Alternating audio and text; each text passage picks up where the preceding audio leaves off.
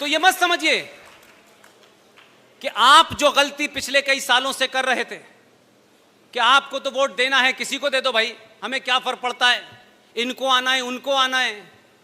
लेकिन पहली बार आपको भी एहसास कर दिया कि उनको नहीं आना, इन्हीं को आना है। आप अपनी इस ताकत को बनाए रखिए। और मैं जो देख पा रहा हूं, मेरे सीनियर जो देख पा रहे हैं,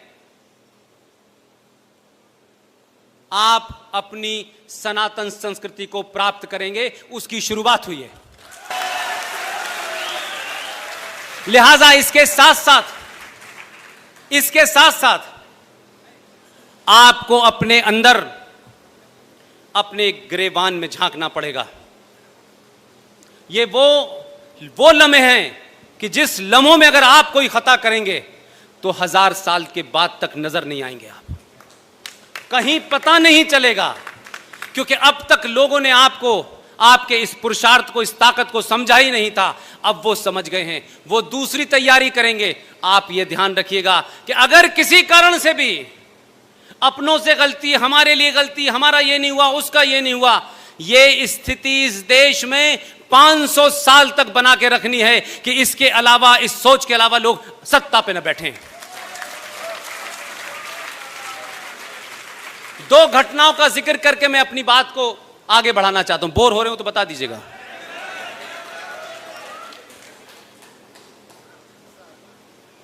मैं अभी बॉम्बे गया, वहां एक निहायत पढ़ी लिखी और इसी उत्तर प्रदेश की बहू थी। उन्होंने मुझे टेलीफोन किया कोई 1.5 महीने पहले।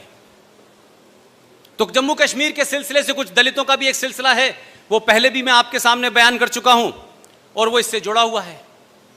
तो जब भी जाता था तो मैं उस घटना को बताता था और साथ साथ ये भी कहता था कि पूरी दुनिया में कोई किसी से कितनी भी नफरत कर ले, लेकिन वो नफरत, उस नफरत को संवैधानिक तौर पे जस्टिफाई अगर कहीं किया गया है तो वो है जम्मू कश्मीर।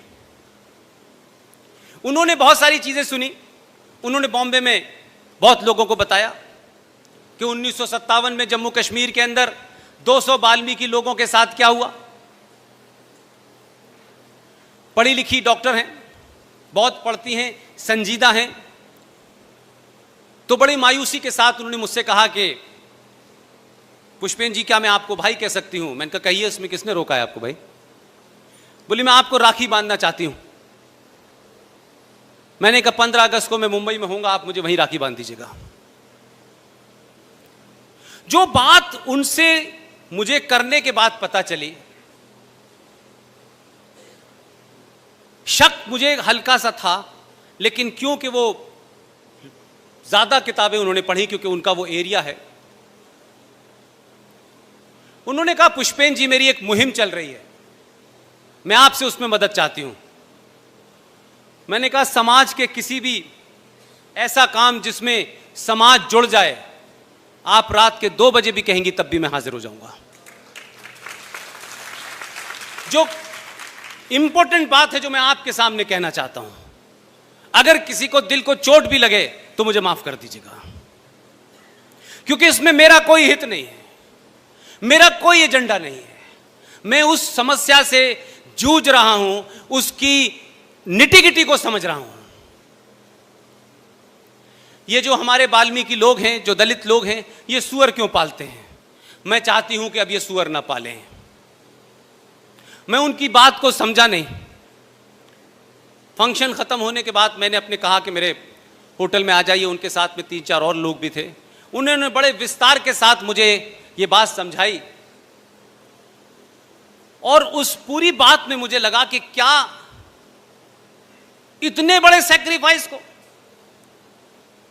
इतने बड़े एक ऐसे समय में जब आप खुद खतरे में हो, आपका समाज खतरे में हो, आप उससे समझौता करने की जगह आप उससे लड़ने की डिवाइस निकालते हैं।